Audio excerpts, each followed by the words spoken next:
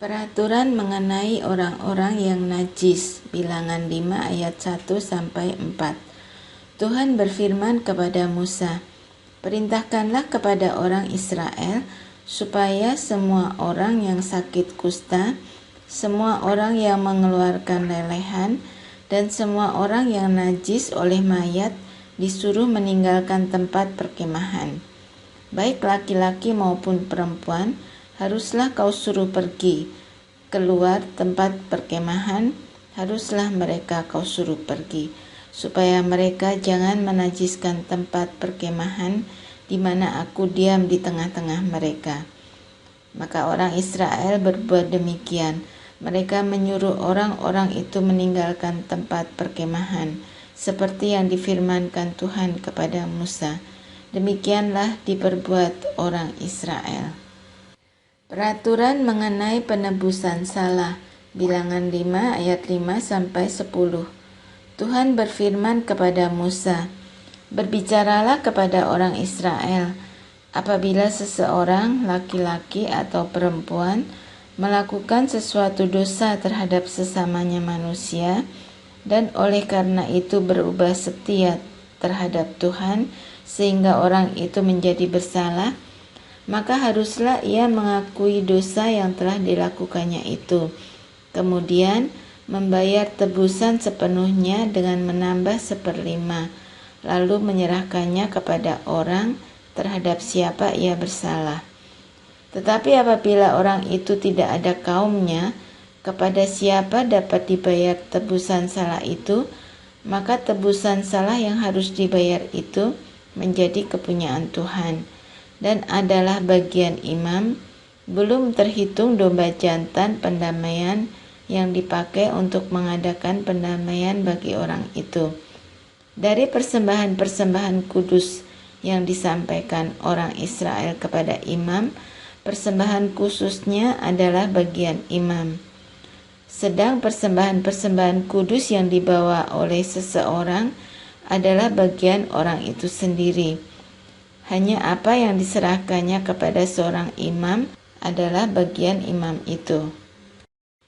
Hukum mengenai perkara cemburuan, Bilangan 5 ayat 11-31.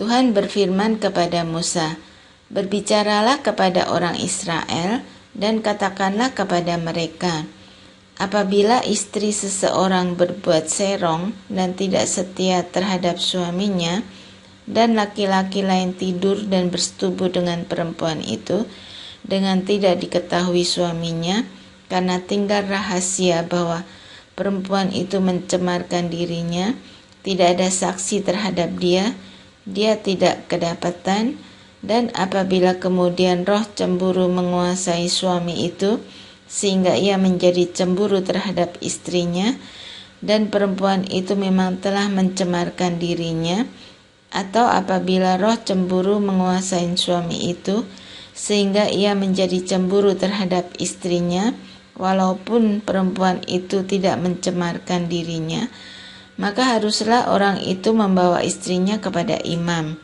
dan orang itu harus membawa persembahan karena perempuan itu sebanyak 1/10 eva tepung jelai, yang ke atasnya tidak dituangkannya minyak, dan yang tidak dibubuhinya kemenyan, karena korban itu ialah korban sajian cemburuan, suatu korban peringatan yang mengingatkan kepada kedurjanaan. Maka haruslah imam menyuruh perempuan itu mendekat dan menghadapkannya kepada Tuhan. Lalu imam harus membawa air kudus dalam suatu tempayan tanah, kemudian harus memungut debu yang ada di lantai kemah suci dan membubuhnya ke dalam air itu. Apabila imam sudah menghadapkan perempuan itu kepada Tuhan, haruslah ia menguraikan rambut perempuan itu, lalu meletakkan korban peringatan, yakni korban sajian cemburuan, ke atas telapak tangan perempuan itu. Sedang di tangan imam haruslah ada air pahit yang mendatangkan kutuk. Maka haruslah imam menyumpah perempuan itu dengan berkata kepadanya, "Jika tidak benar ada laki-laki yang tidur dengan engkau, dan jika tidak engkau berbuat serong kepada kecemaran, padahal engkau di bawah kuasa suamimu, maka luputlah engkau dari air pahit yang mendatangkan kutuk ini. Tetapi jika engkau, padahal engkau di bawah kuasa suamimu, berbuat serong dan mencemarkan dirimu, oleh karena orang lain dari suamimu sendiri bersetubuh dengan engkau, dalam hal ini haruslah imam menyumpah perempuan itu dengan sumpah kutuk, dan haruslah imam berkata kepada perempuan itu, maka Tuhan kiranya membuat engkau menjadi sumpah kutuk di tengah-tengah bangsamu, dengan mengempiskan pahamu dan mengembungkan perutmu. Sebab air yang mendatangkan kutuk ini akan masuk ke dalam tubuhmu untuk mengembungkan perutmu dan mengempiskan pahamu. Dan haruslah perempuan itu berkata, amin, amin. Lalu imam harus menuliskan kutuk itu pada sehelai kertas dan menghapusnya dengan air pahit itu. Dan ia harus memberi perempuan itu minum air pahit yang mendatangkan kutuk itu, dan air itu akan masuk ke dalam badannya dan menyebabkan sakit yang pedih. Maka haruslah imam mengambil korban sajian cemburuan dari tangan perempuan itu, lalu mengunjukkannya ke hadapan Tuhan dan membawanya ke mezbah. Sesudah itu haruslah imam mengambil segenggam dari korban sajian itu sebagai bagian ingatannya dan membakarnya di atas mezbah, kemudian memberi perempuan itu minum air itu. Setelah terjadi demikian, apabila perempuan itu memang mencemarkan dirinya dan berubah setia terhadap suaminya, air yang mendatangkan sumpah serapah itu akan masuk ke badannya dan menyebabkan sakit yang pedih, sehingga perutnya mengembung dan pahanya mengempis, dan perempuan itu akan menjadi sumpah kutuk di antara bangsanya.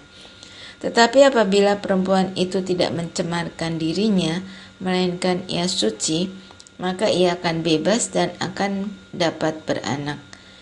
Itulah hukum tentang perkara cemburuan kalau seorang perempuan telah berbuat serong dan mencemarkan dirinya, padahal ia di bawah kuasa suaminya. Atau kalau roh cemburu menguasai seorang laki-laki sehingga ia cemburu terhadap istrinya, ia harus menghadapkan perempuan itu kepada Tuhan, dan imam haruslah melaksanakan seluruh hukum ini kepada perempuan itu. Laki-laki itu akan bebas daripada salah, tetapi perempuan itu haruslah menanggung akibat kesalahannya.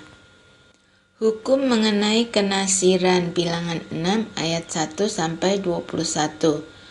Tuhan berfirman kepada Musa, berbicaralah kepada orang Israel dan katakanlah kepada mereka, apabila seseorang, laki-laki atau perempuan, mengucapkan nazar khusus, yakni nazar orang Nasir untuk mengkhususkan dirinya bagi Tuhan, maka haruslah ia menjauhkan dirinya dari anggur dan minuman yang memabukkan.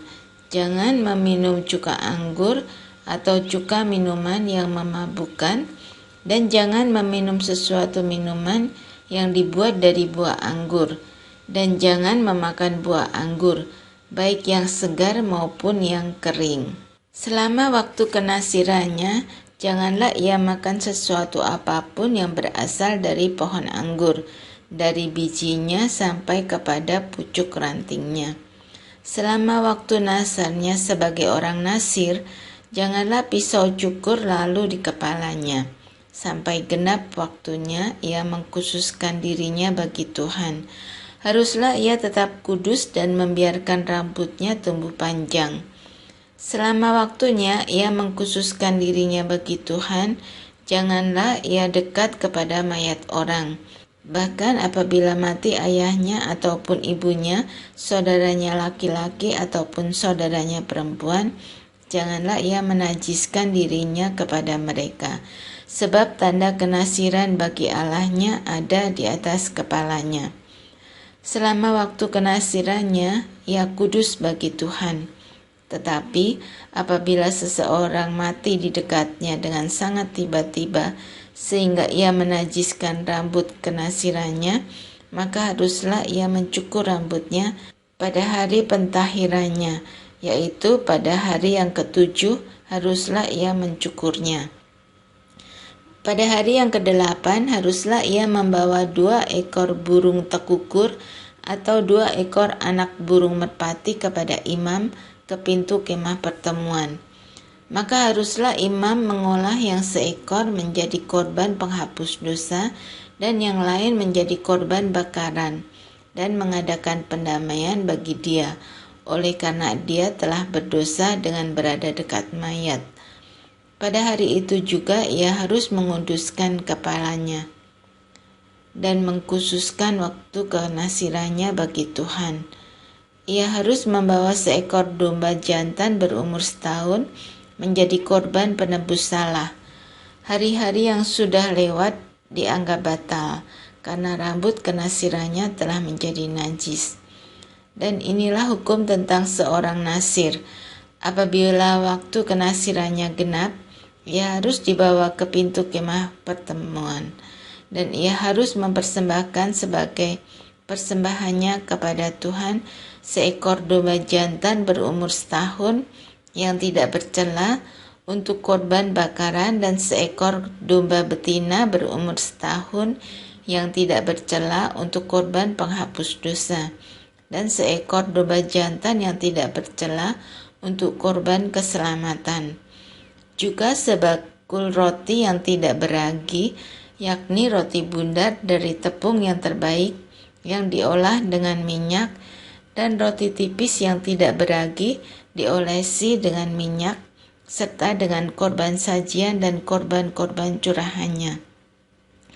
Lalu haruslah imam membawa semuanya itu ke hadapan Tuhan dan mengolah korban penghapus dosa dan korban bakarannya.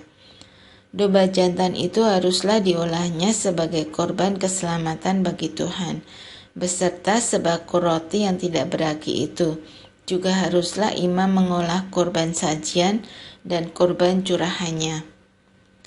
Maka haruslah orang nasir itu mencukur rambut kenasirannya di depan pintu kemah pertemuan, lalu mengambil rambut kenasirannya itu dan melemparkannya ke dalam api yang dibawa korban keselamatan. Imam haruslah mengambil paha depan domba jantan itu sesudah dimasak, dan 1 roti bundar yang tidak beragi dari dalam bakul dengan 1 roti tipis yang tidak beragi, lalu meletakkannya ke atas telapak tangan orang nasir itu, setelah orang ini mencukur rambut kenasirannya.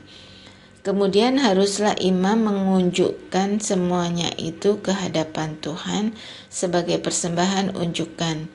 Semuanya itu menjadi bagian kudus bagi imam, beserta dada persembahan unjukan dan beserta paha persembahan khusus. Sesudah itu barulah boleh orang nasir itu minum anggur.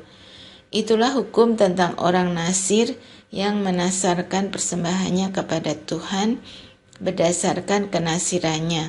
Belum dihitung apa yang ia mampu mempersembahkan di samping itu, sesuai dengan bunyi nasar yang diikrarkannya. Demikianlah harus dilakukannya berdasarkan hukum tentang kenasirannya. Ucapan berkat imam, Bilangan 6 ayat 22-27. Tuhan berfirman kepada Musa, "Berbicaralah kepada Harun dan anak-anaknya. Beginilah harus kamu memberkati orang Israel. Katakanlah kepada mereka, Tuhan memberkati engkau dan melindungi engkau. Tuhan menyinari engkau dengan wajah-Nya dan memberi engkau kasih karunia. Tuhan menghadapkan wajah-Nya kepadamu dan memberi engkau damai sejahtera."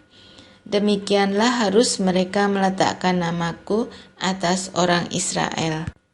Maka aku akan memberkati mereka.